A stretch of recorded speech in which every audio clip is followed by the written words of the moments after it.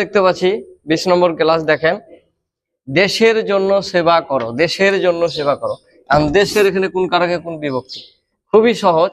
দেশের জন্য সেবা করো। দেখেন, দেশের জন্য যখন আপনি সেবা করবেন, হ্যাঁ, তখন সেটা কিন্তু একটা ভালো কাজ, একটা নেকির উদ্দেশ্যে, ভালো কাজের উদ্দেশ্যে কিন্তু দেশের সেবাটা হয়। আপনার যদি কোনো স্বার্থ হাসিলের জন্য সেবা করেন, তখন সেটা কিন্তু সেবা নয়, সেটা কিন্তু কাজ হয়ে যায়।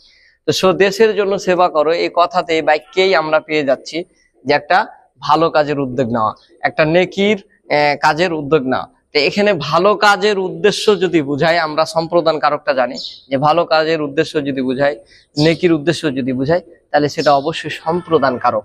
তো এখানে যদি আপনার সম্প্রদান কয়ে ধরেন এরকম থাকলো যে ক সম্প্রদান,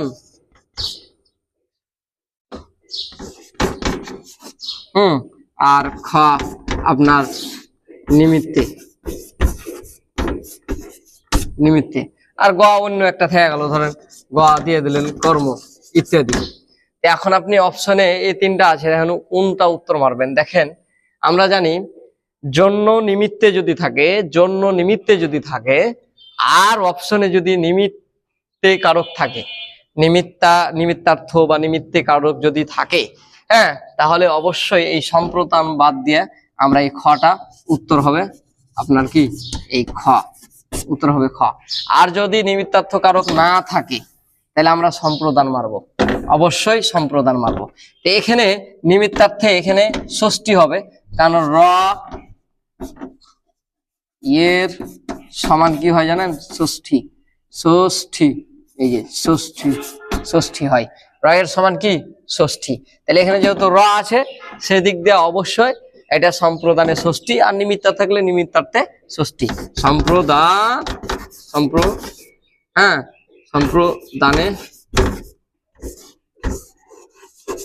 ষষ্ঠী।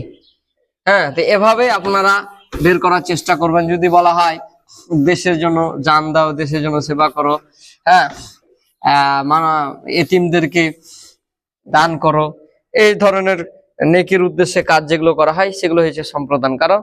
আর যদি জন্য নিমিত্তে কথা থাকে, তাহলে নিমিত্তার্থ কারক হয়ে যাবে, সম্প্রদান বাধা হবে। আর নিমিত্তা কারক যদি না থাকে, তাহলে আমরা সম্প্রদানে টিকটা মারবো। আর একটা উদাহরণ দেখেন, প্রিয়জনে পালাতক দাসে, হ্যাঁ, দাও স্বাধীনতা। পালাতক